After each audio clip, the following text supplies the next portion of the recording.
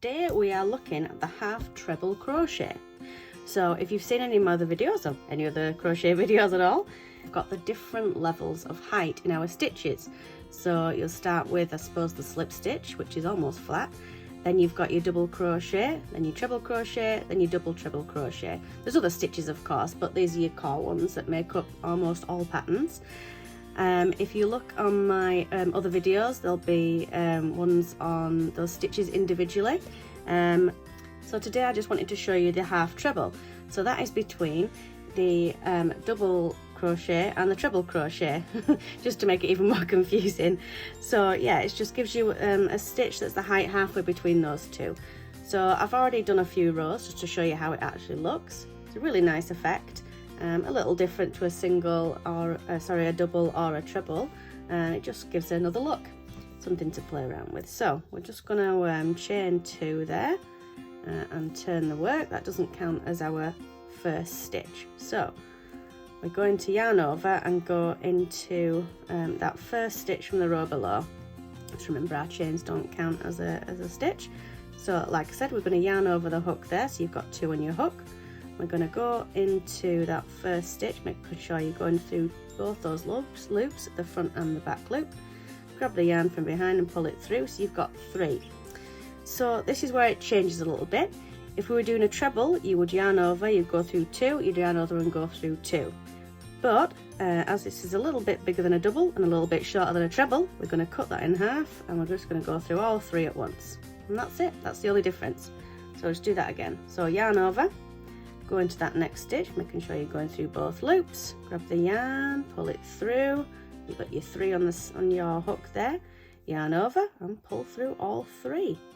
One more time, yarn over, go through the next stitch, front and back loop, pull that yarn back through, so you've got your 3, yarn over and pull through all 3. So there you go, 1, 2, 3 already.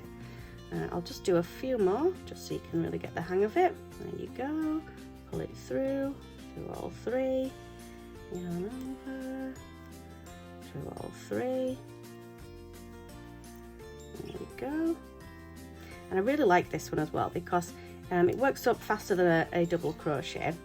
It also looks a little bit more professional, I don't know if that's the right word, but it looks a little bit less beginnery, but it's just as easy to do. And it does work up reasonably quickly, especially if you're using a chunkier yarn like I am today. Go, I'll just try and get to the end there quickly just to show you.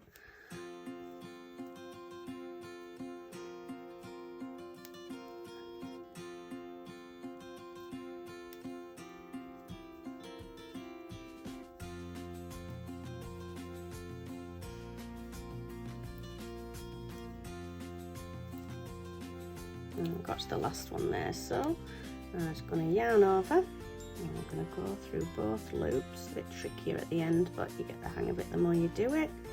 And there you go. And like I always say, make sure you're counting your stitches in your row to make sure that each one has got the same as the one below. It sounds simple, I know, but when you've got your turning chains, sometimes you count them as a stitch, sometimes you're not. It can be a little bit tricky and you might lose track, especially when you're first learning.